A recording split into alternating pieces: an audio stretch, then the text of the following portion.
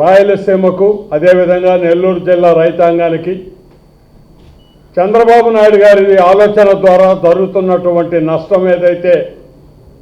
సాగునీటి పారుదలకు సంబంధించి ఉందో దానిని ప్రజల ఆలోచన మేరకు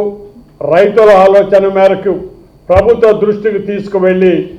ఈ సమస్యను చంద్రబాబు నాయుడు గారి మెడలు వంచైనా సరే ఇరిగేషన్ పారుదల ఏదైతే ఆఖరి పొలం వరకు కూడా నీరు రావాల్సి ఉందో అటువంటి పరిస్థితుల్ని మళ్ళీ తిరిగి ఈ ప్రాంతాలకు తీసుకురావాలనే ఆలోచనతో పోతిరెడ్డిపాడు దగ్గర మొన్న జరిగినటువంటి సమావేశానికి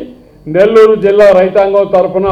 మేమందరం కూడా అక్కడికి వెళ్ళి రిప్రజెంట్ చేయటం జరిగింది. మరి అదేవిధంగా ఈరోజు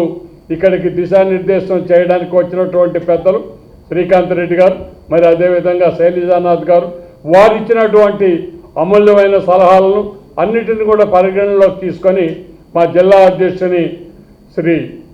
గోవర్ధన్ రెడ్డి గారి ఆదేశాల మేరకు ఆలోచన మేరకు మేమందరం కూడా నెల్లూరు జిల్లా రైతాంగం తరఫున ఈ పోరాటంలో పాల్గొనడానికి సిద్ధంగా ఉన్నామని మనం చేస్తూ సెలవు తీసుకుంటున్నాం.